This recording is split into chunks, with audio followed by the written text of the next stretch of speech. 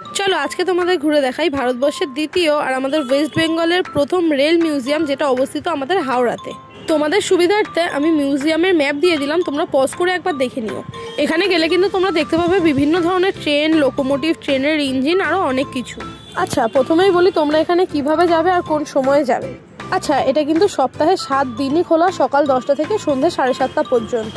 তোমরা একটা ছুটির দিন কাটাতে এখানে যেতেই পারো। আর কিভাবে যাবে? আচ্ছা শোনো, হাওড়া স্টেশন থেকে যেই রাস্তাটা ডিভিশনাল ম্যানেজার অফিসের দিকে যাচ্ছে, ওই রাস্তাতে একদম সোজা গিয়ে ম্যানেজার অফিসের পেছনেই আছে এই মিউজিয়ামটা।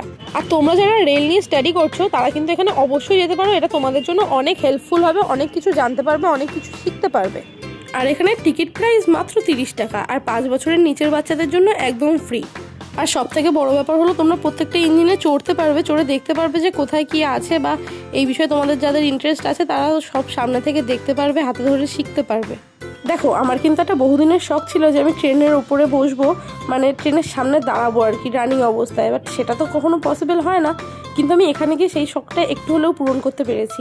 আর আমরা যেরকম আদিম মানুষ থেকে আজকের সভ্যতার যুগে রূপান্তরিত হয়েছি, এরকম কিন্তু ট্রেনেরও বহু পরিবর্তন হয়েছে।